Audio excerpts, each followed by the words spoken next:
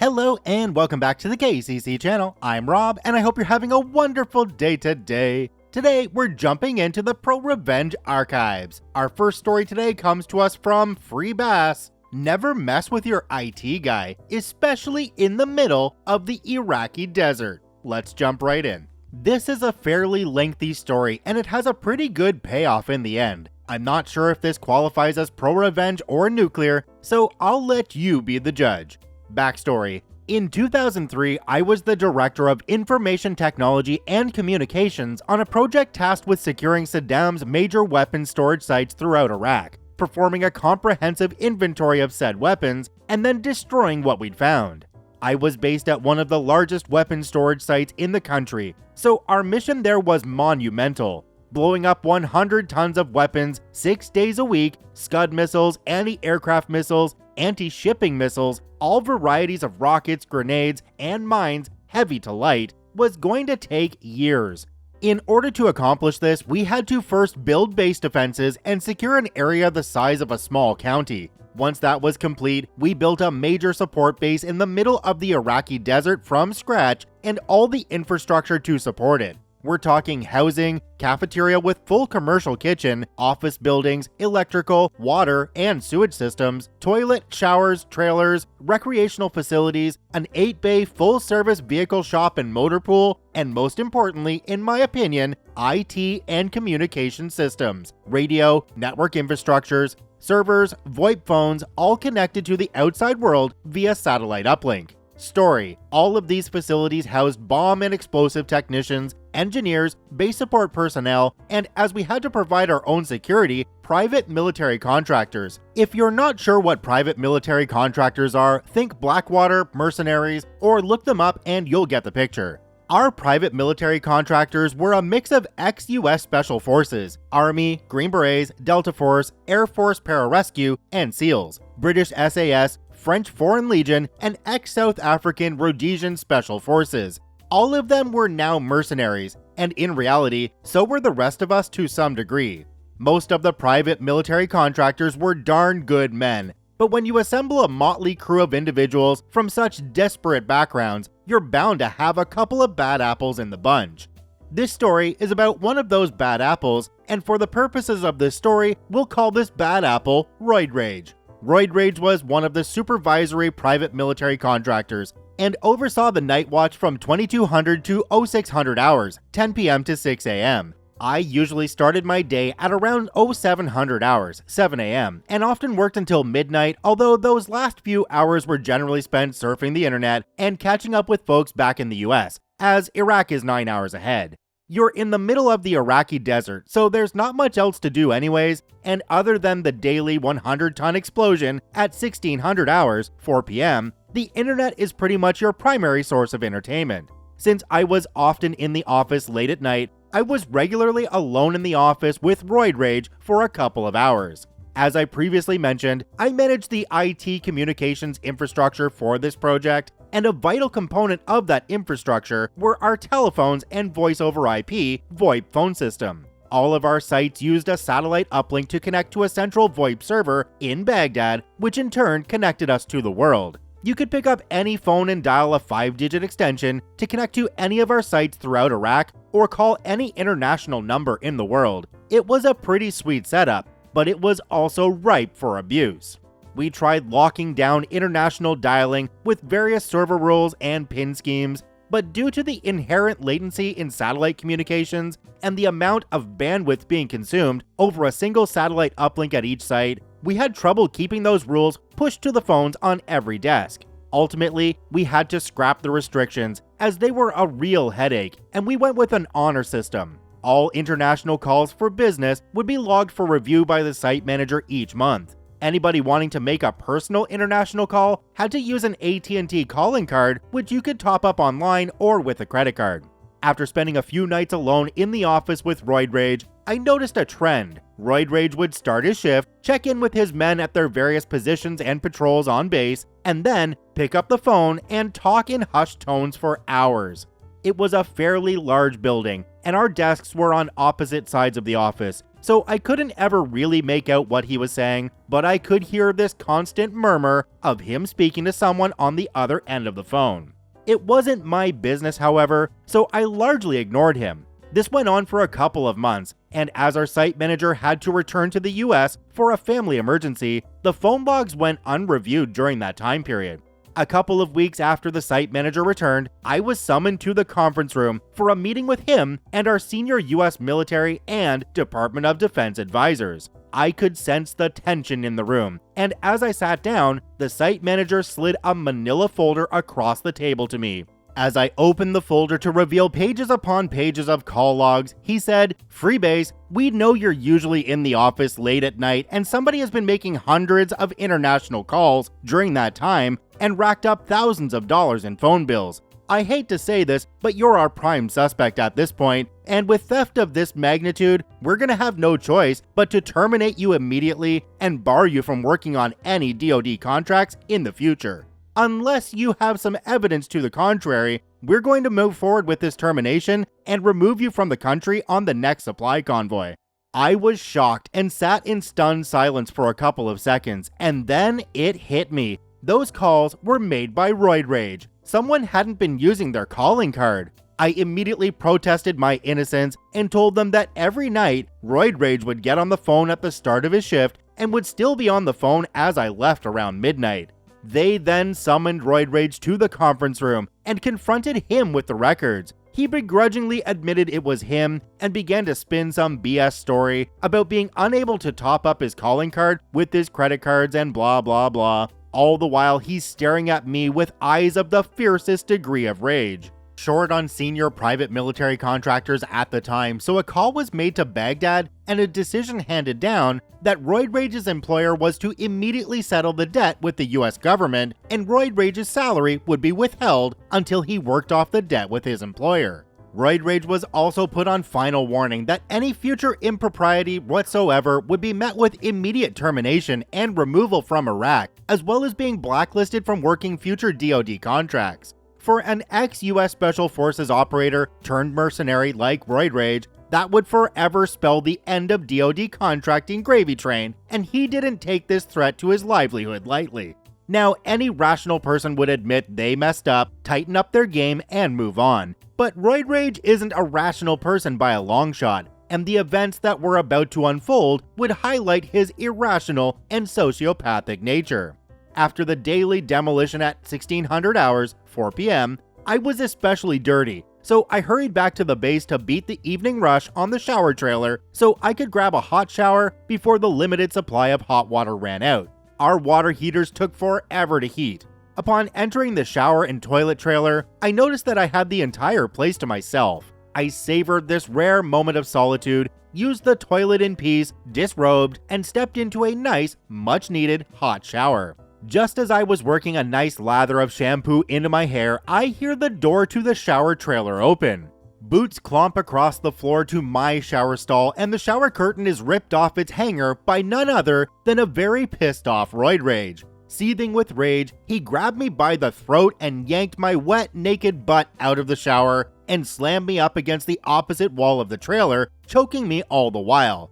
Now, I'm about 5'11" and a toned 175 pounds, but Roid Rage stands 6 foot 4 inches tall, weighs about 240 pounds, and is a steroid-enhanced, muscle-bound mass of a man. Roid Rage's grip on my throat put ever-increasing pressure on my windpipe, and in my oxygen-deprived state, I began to panic. I thrashed about trying to loosen his grip, but in doing so, I expended the limited oxygen I had, and felt myself growing weaker by the moment.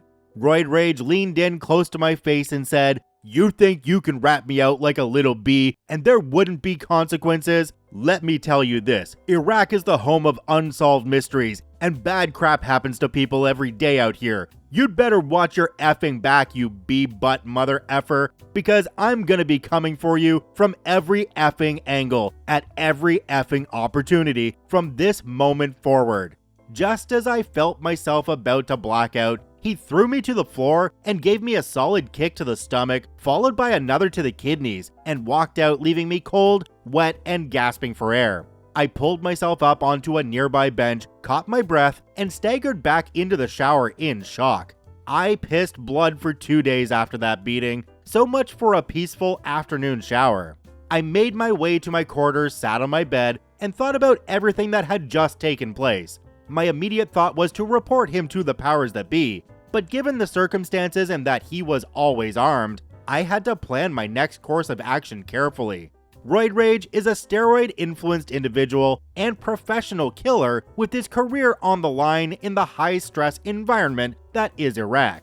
My fear slowly turned to caution and then evolved into anger. Yes, I'd have to plan my next course of action and ultimate revenge very carefully. For the time being, I decided against reporting him and riding on any convoys he was on. I had been procrastinating setting up a private Wi-Fi network connection to my trailer, but I wasn't going to be caught dead spending any late nights alone in the office with Roid Rage in the near future, so I got that set up that night. The next night, I left my trailer to use the bathroom, and as I passed the office on the way back to my room, I saw Roid Rage sitting at his desk by the window on the phone. Why is this guy on the phone all the time, and who is he talking to? Time to investigate. Investigation. I don't want to get off in the weeds and technical jargon, so I'll try to keep this brief and simple as possible so you can comprehend my next course of action. All of our phones at our site were voice over IP phones and connected to the local network, which was connected to our satellite uplink. Every VoIP phone has a unique MAC address, a fingerprint if you will, which identifies it on the network. I had the master list of all devices and phones connected to the network, so I could easily identify the phone Roid Rage used every night. Network Instruments makes a nice little program called Observer, which allows you to monitor all traffic on the network. It even has a cool little feature where you can flag a phone's MAC address, fingerprint, and tell it to automatically begin capturing traffic on that phone from the moment the phone makes a call until the end of the call. Once the call is complete, it dumps the entire phone call to an audio file, which you can then play back at your leisure. Pretty neat, time to observe.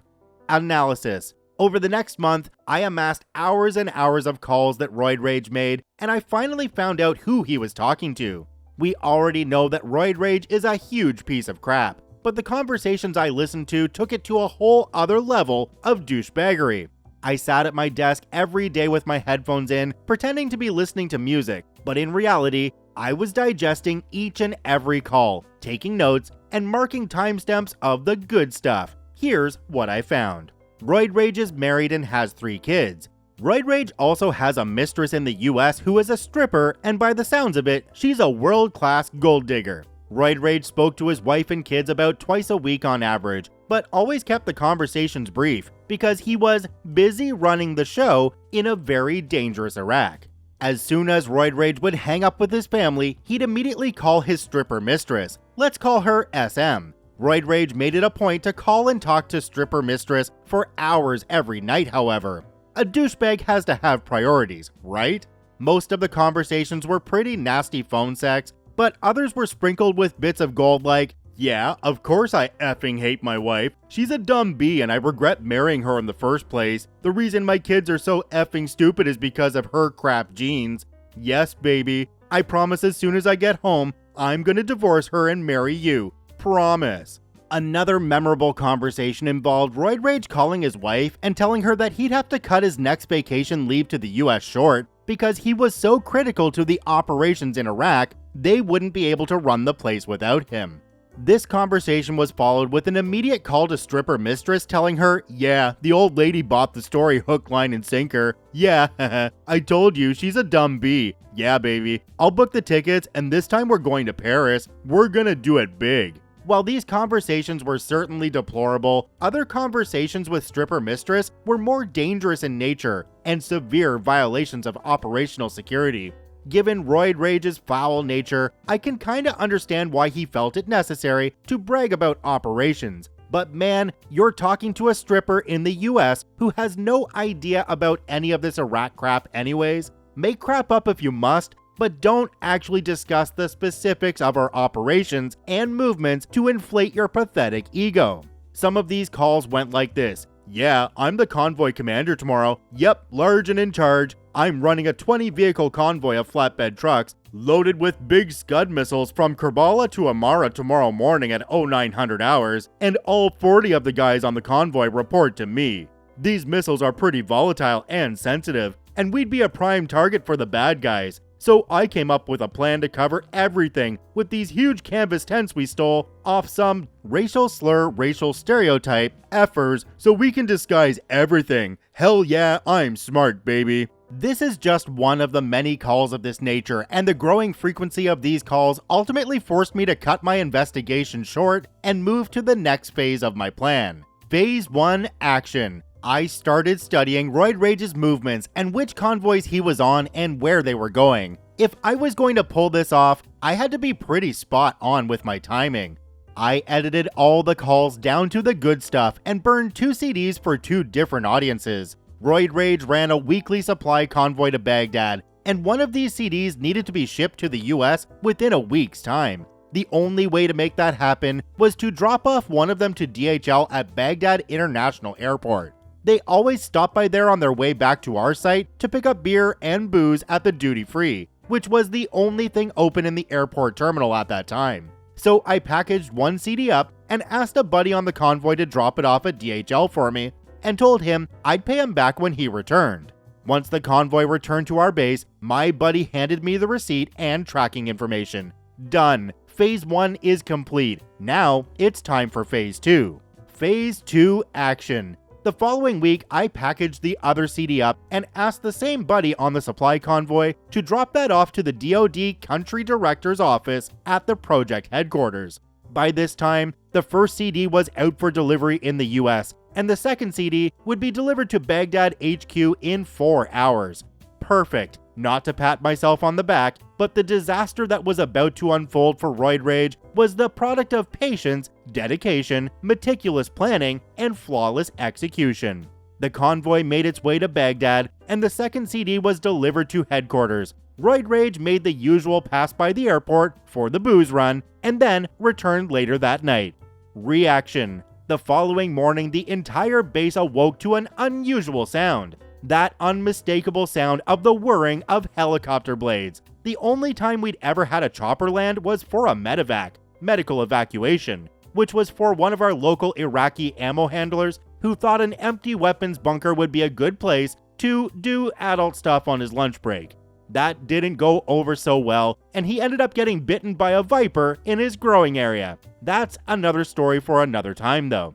So this Black Hawk helicopter with overhead Apache escorts lands, and these guys come running out asking for Roid Rage and the head of the PMC at our base. They unceremoniously roused Roid Rage out of bed along with the head of security and told them they needed to leave immediately for Baghdad. With just the clothes on their back and their body armor, they were whisked away within minutes. As soon as they left, the camp manager approached me and said we needed to have a chat with Baghdad in the conference room. We made our way to the conference room and got on a call with our local DoD advisors and the DoD country director in Baghdad. He had listened to the CD and wanted to commend me for blowing the whistle on Roid Rage. He also scolded me a bit for not blowing the whistle sooner on the first violation of operational security I had heard. But when I told him the entire story and the brutal insult I endured at the hands of Roid Rage in the bathroom, he softened his tone a bit.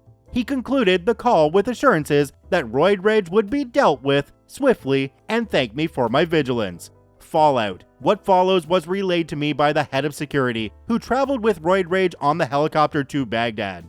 Upon arrival at the helipad at headquarters, a U.S. Army security detail led the 2 individuals into the DoD country director's office, and Roid Rage was confronted with the evidence. The director sat there with the senior advisors present and played the entire CD in front of Roid Rage and his superior. It was a heated, one-sided conversation, and Roid Rage got ripped up one side and down the other. He was ordered to leave the country immediately and would be taken under escort to the U.S. Air Force PAX terminal at Baghdad International Airport upon conclusion of the meeting. He was also notified that he would no longer be eligible to work DoD contracts in the future.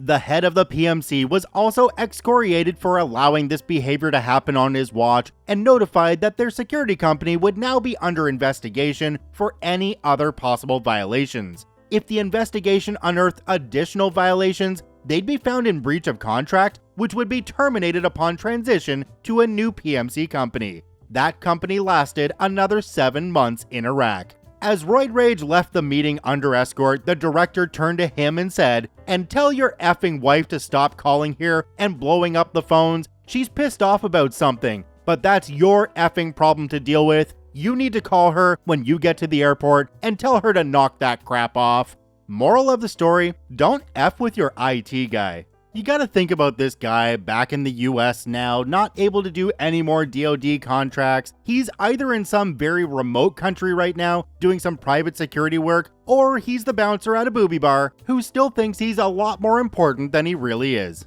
Check out OP, linked in the description down below. I thank you for watching. I hope you have a wonderful day, and we'll see you tomorrow.